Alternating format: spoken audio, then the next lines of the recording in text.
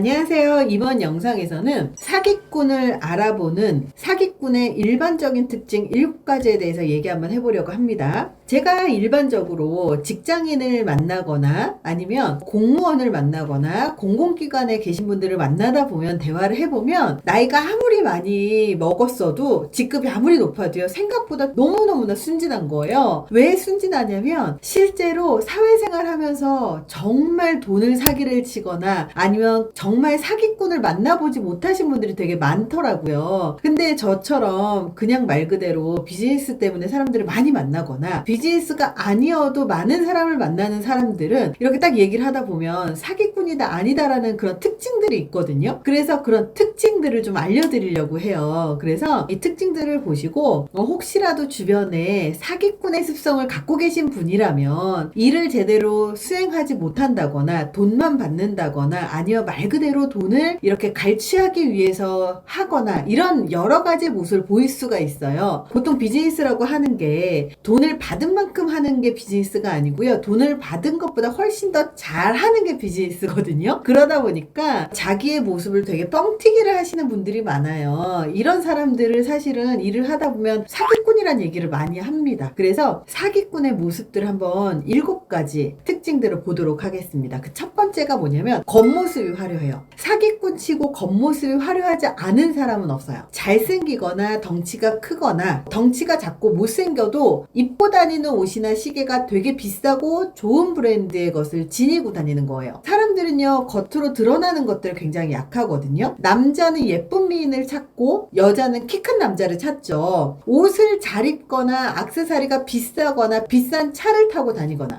이렇게 실제 그 사람의 능력치보다 능력이 있어 보이게끔 하는 그런 겉모습 이런 거에 굉장히 사람들은 약해요. 그래서 사기꾼들은 자기가 일을 못할수록 굉장히 비싼 것들을 많이 하고요. 그리고 특히 영업사원이라고 하는데 막 엄청 비싼 차를 끌고 다닌다. 그러면 정말 사기꾼일 가능성이 굉장히 높아요. 왜냐하면 진짜 영업사원이고 진짜 능력 있는 사람들은요 전국을 다녀야 되기 때문에 비싼 차를 오히려 안 타고 다녀요. 그래서 이런 점들을 잘 보시면 외모가 굉장히 화려하거나 아니면 주변의 액세서리나 차량이나 이런 것들이 굉장히 화려하거나 아니면 굉장히 돈을 많이 벌어 보이는 그런 모습들을 보여준다는 점이에요. 자, 두 번째입니다. 자신의 능력보다는 자신의 배경을 내세우는 거예요. 이런 배경 중에 인맥도 있고요. 돈도 있고 여러 가지가 있어요. 주변에 모르는 사람이 없을 정도로 인간관계를 과시하는 사람들이 있거든요. 근데 이 과시도요 되게 여러 가지 과시가 있어요. 내 주변에 의사 있어, 박사 있어, 교수 있어 이런 식으로 말로 과시하는 사람이 있고요. 또 어떤 사람은요 자기는 별 볼 일이 없는데 주변에 무슨 뭐 되게 유명한 사람하고 친밀한 것 같아 보이는 그런 SNS를 한다거나 아니면 그 사람과 함께 찍은 것을 과시하는 거예요. 말로 하지 않더라도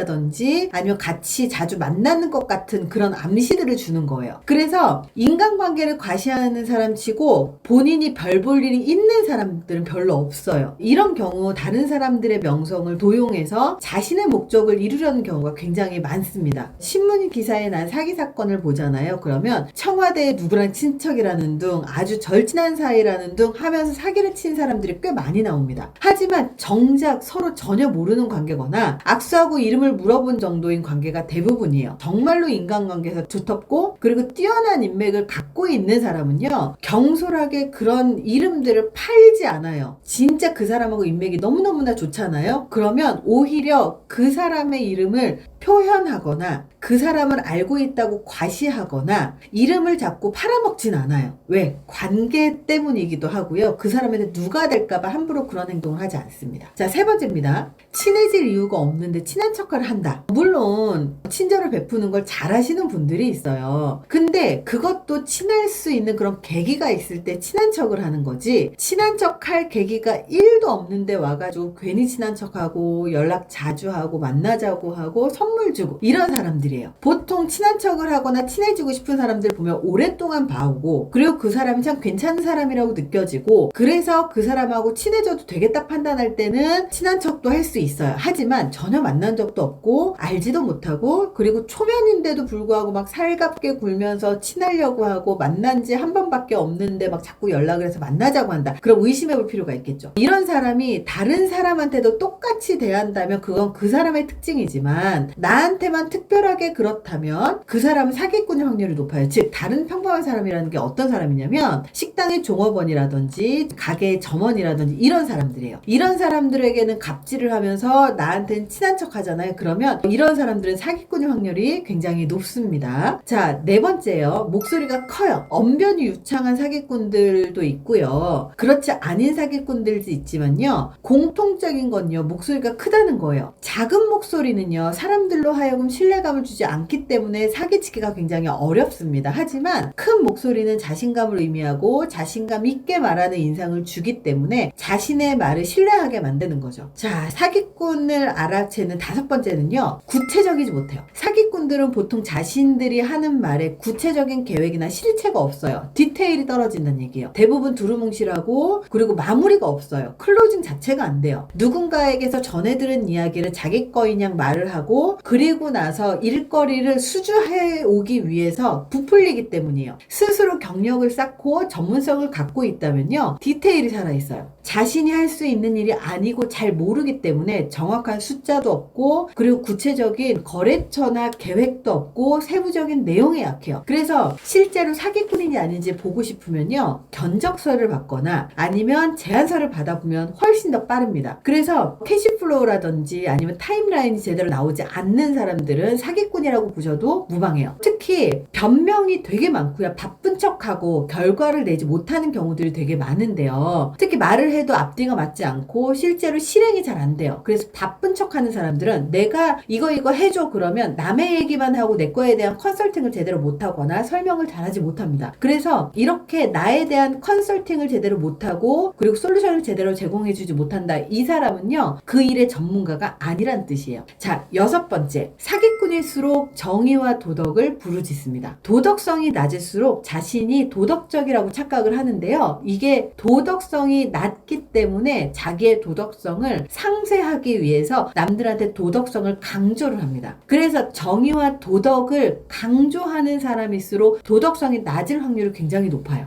도덕성이 높을수록 남들에게 높은 잣대를 들이미는 게 아니라 자기 자신을 점검하고 반성을 많이 합니다. 그래서 정의와 도덕을 강조하고 그 도덕의 잣대를 상대방에게만 들이댄다면 사기꾼 콤플렉스라고 보시는 게 맞습니다. 일곱 번째는요. 감성적이에요. 사기꾼들은요. 눈물로 호소를 하는 경우가 굉장히 많아요. 사람들은요. 눈물을 이렇게 흘리면 굉장히 좀 마음이 약해져요. 착하고 여린 사람일수록 그렇거든요. 사기꾼들은 이런 약점을 잘 파고들어요. 그래서 사기꾼들일수록 자신의 힘든 과거 그리고 자신의 힘든 점에 대해서 어필을 잘해요. 그래서 이렇게 사기꾼들은 감성을 잘 자극을 합니다. 자신에 대해 정당한 사람들은요. 속으로 울지언정 겉으로는 그런 모습을 보이지 않거든요. 센 척도 하진 않지만 그렇다고 해서 약한 걸 너무 어필하진 않아요. 자신의 삶에 책임을 느끼고 자신의 인생에 책임을 느끼는 사람들은요. 감성을 자극해서 일을 수주하려고 하지 않습니다. 그 자체가 부끄럽다고 여기기 때문이에요. 실제로 정말 능력이 있는 사람들 그리고 자기의 커리어를 제대로 갖고 있는 사람들은요. 인맥을 활용해서 수주하려고 하지도 않고요. 그리고 일을 하더라도 자기가 한 일보다 훨씬 더 일을 잘 수행을 하려고 노력을 하거든요. 근데 이렇게 사기꾼들은 이 사람 일을 해야 될 때 이 사람 앞에서 남의 일을 하면서 변명이 되게 많고 그러면서 되게 힘들어하면서 그 사람 욕을 굉장히 하면서 남 탓을 하는 경우들이 되게 많아요. 이것 또한 전문성을 갖고 있는 사람은 굉장히 부끄러운 모습이라고 생각을 하죠. 그래서 이렇게 사기꾼들의 특징이 7가지가 있는데요. 우리는 이것만 기억하시면 돼요. 부자가 자기 돈 많다고 하는 경우 많지 않거든요. 왜 그러냐면 부자가 자기가 돈을 많다라고 얘기를 하는 사람들은 돈을 많다고 하면서 돈을 잘 쓰고 상대방에게 베푸는 성격이라면 상관이 없지만 부자가 돈을 잘 쓴다라고 얘기할수록 돈을 빌려달라고 하는 사람들이 많기 때문에 과시만 하려고 돈 많다고 과시 욕구를 부리지 않거든요. 그래서 이렇게 사기꾼일수록 자기를 자꾸 어필을 하려고 하는데 자기의 능력이 아니라 나머지 걸로 어필을 하려고 하기 때문에 이런 점은 잘 살펴보시고 혹시라도 은퇴를 하신 분들이나 혹시라도 외부의 사람들을 만나면서 비즈니스를 하시는 분들이 사기꾼을 알고 싶으시다면 이런 외부의 것들로 과시를 하는지 안 하는지만 잘 보셔도 반은 해결이 될 겁니다. 이번 영상이 도움이 되셨길 바랍니다. 감사합니다.